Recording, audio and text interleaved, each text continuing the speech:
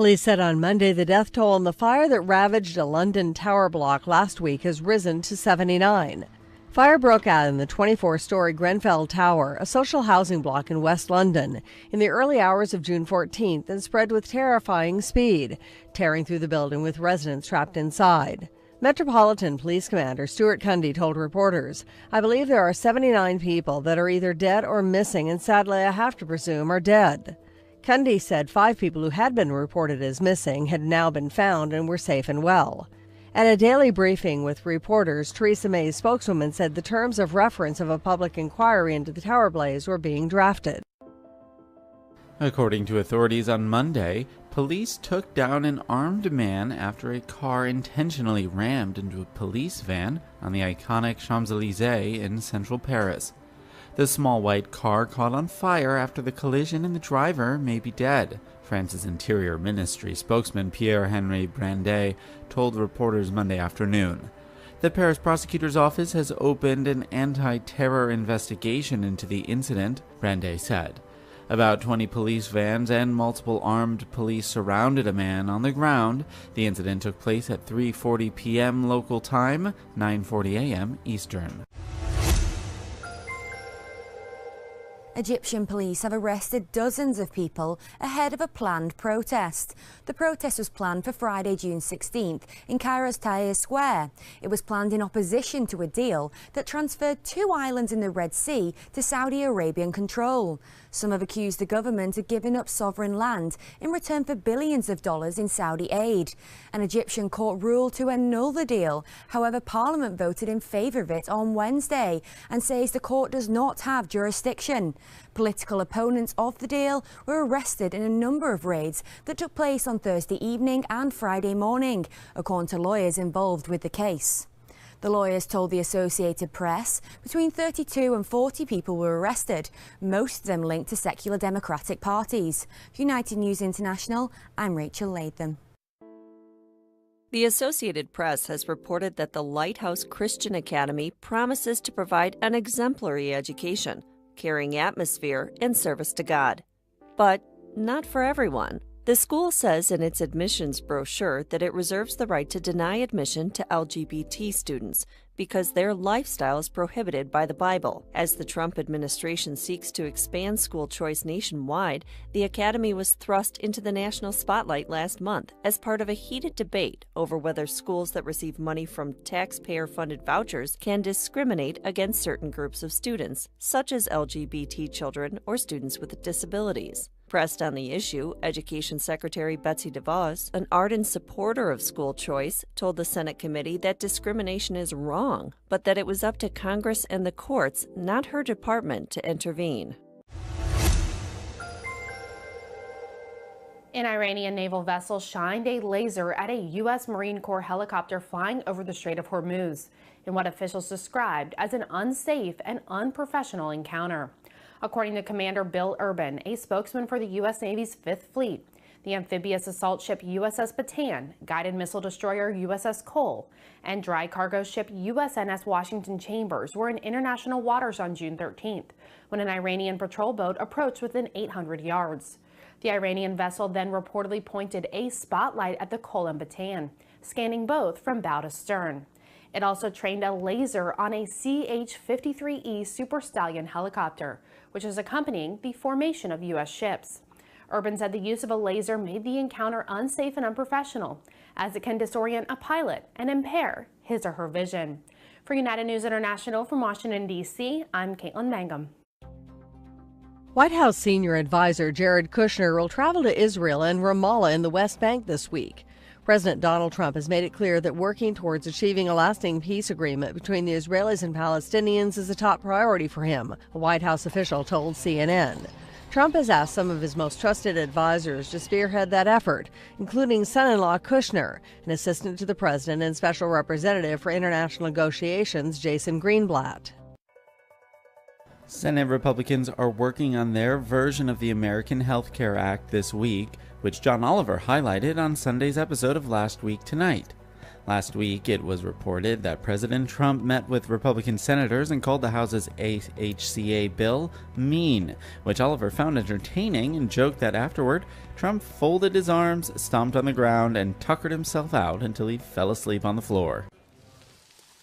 It took hundreds of firefighters to try to tame the giant flames.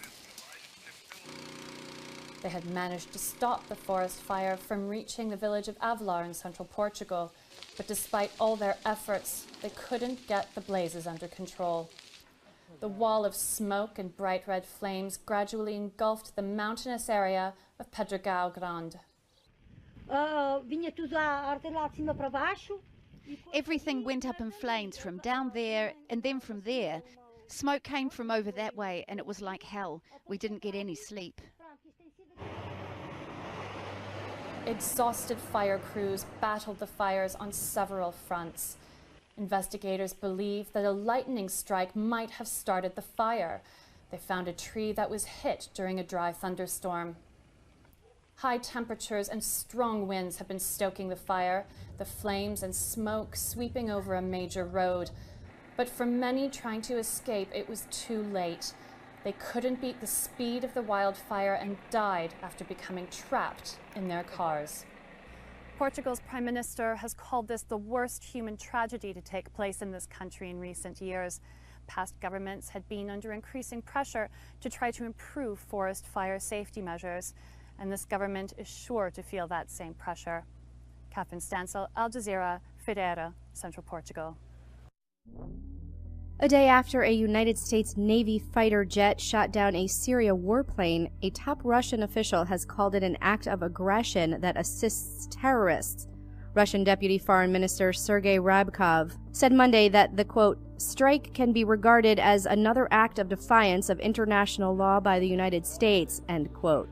The U.S. military said it shot down a warplane that dropped bombs near Syrian Democratic Force fighters. SDF forces are backed by the U.S.-led coalition fighting ISIS. Some ISIS-linked militants have escaped from Marawi City. That's according to Brigadier General Restituto Padilla. Reuters reports Padilla said on June 16th, quote, we're not denying that there's probably a few who may have slipped along with the evacuees from Marawi. Padilla said security has been tightened in the neighboring cities of Iligan and Cagayan de Oro. Marawi City has been under siege from Maute militants since May 23rd, forcing Philippine President Rodrigo Duterte to declare martial law on the island of Mindanao. The National Disaster Risk Reduction and Management Council reports more than 66,700 families have fled Marawi as Philippine soldiers clash with the militants. The latest military estimates are that 225 militants have been killed, along with 59 soldiers and 26 civilians. Padilla didn't give a deadline to defeat the militants, but said, quote, enemy resistance continues to dwindle. For United News International, I'm Gabrielle Caldwell. The southwestern U.S. is about to feel the wrath of a punishing heat wave that includes a forecast of 120 degrees in Phoenix. According to the Associated Press, that's a temperature not seen in the desert city in more than 20 years.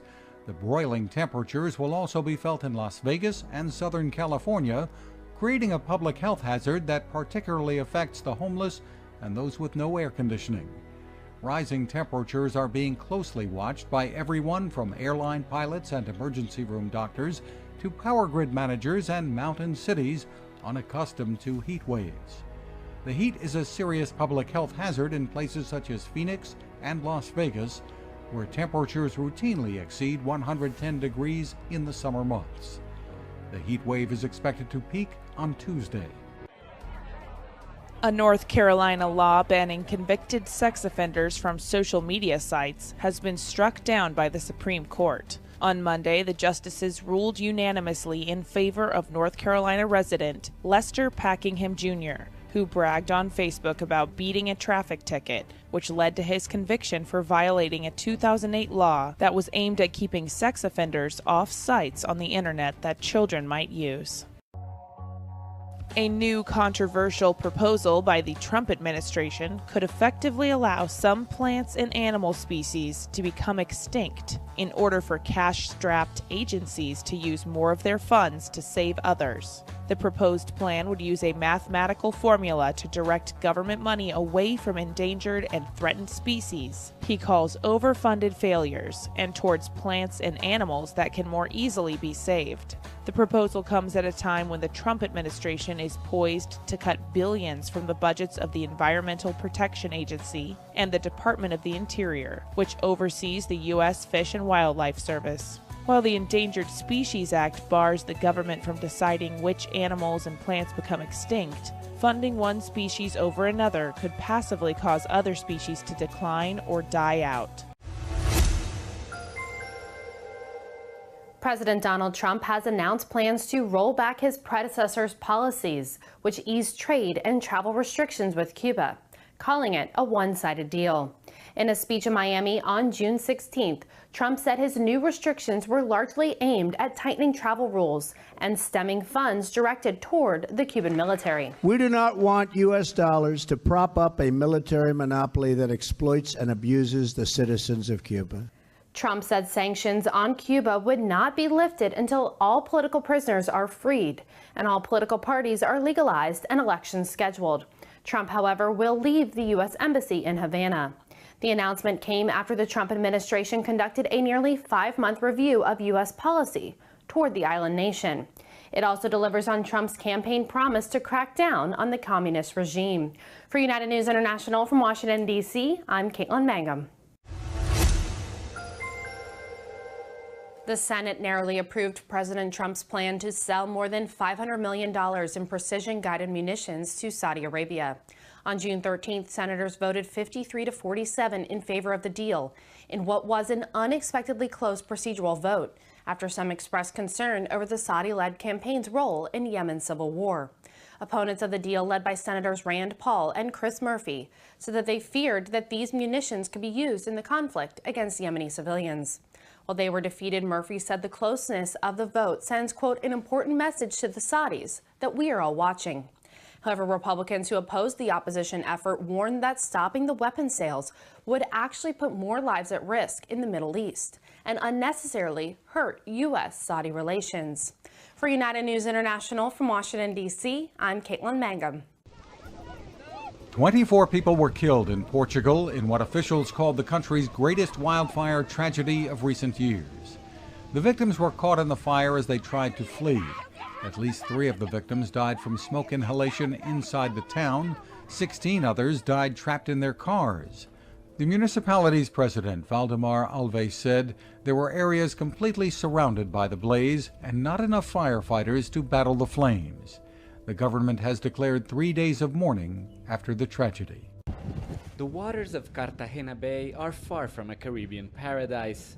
Sediment from artificial river channels, shipping activities and pollution have turned this once emerald sea into a less than attractive gray. But just below the surface lies something nothing short of a miracle.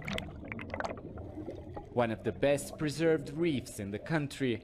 Corals meters high extend for kilometers, alive despite all odds. But environmental groups fear they could soon be gone, as Colombia plans to build a new deep-water channel to allow passage of larger ships from the expanded Panama Canal. Every time I come here now, I wonder if it'll be the last time I get to see them. Elmer Torres, a scuba diver, brought us here. With other activists, he's protesting against the plan. For decades, biologists believed that pollution and sediments had long killed all coral reefs in this bay. The discovery of this reef in 2014, though, told scientists that this could hold a secret to repopulate other areas across the world. That is, if the government plans are stalled. The mystery of their survival comes from the resilience of these living organisms. It's of great importance to science. Understanding it could help us save other reefs at risk, but it will take years to study. We can't accept that they will be attacked. The project also threatens the livelihoods of those in nearby fishing communities. Everybody knows the corals are the home of the fishes, and it's the only home we have for them here. It would be a disaster for the bay fishermen. An environmental impact study is all that stands in the way of the canal's construction. The biologist leading it says the actual plan is still under evaluation. We do believe it's a very important reef, and the project never intended, if it indeed moves forward, to destroy the reef, not at all. We heard plenty of criticism, but it would be irresponsible for us to enter this debate while we are still studying what the impact of the project would be. Cartagena Bay is the country's most important commercial route, and the new canal is seen as a necessary step to keep up with the country's growth. But those fighting against it fear it could mean the end for corals that have managed to resist centuries of increasing pollution and human intervention. Alessandro Rampieti, Al Jazeera, Cartagena. At a quick glance, James Mwangi's corn crop looks healthy and bound for a great harvest, until you look more closely and see this, the fall armyworm. It's come from the Americas, possibly through imported food, and thrives in Africa's weather. It was first spotted in southern Africa last year. Now the worms are munching through Mwangi's crop and that of many of his neighbors in western Kenya. I expect my harvest to make enough money to pay back loans and cater for my family's needs. If I can't pay the loans, I'll be in a lot of trouble. This region is known as Kenya's breadbasket. Most of the farmers here rely on maize and contribute 20% to the National Grain Reserve. Local government officials have declared the infestation an emergency and are worried that up to 1 million bags may be lost in the next harvest. Nothing has been registered in this country for the control of the fall armyworm. So most of what we are using, because we are using a variety of chemicals, is more of try and error. We see what works. Researchers are now trying to understand how the insects breed, travel, and feed. All this crucial to managing the devastation they're causing.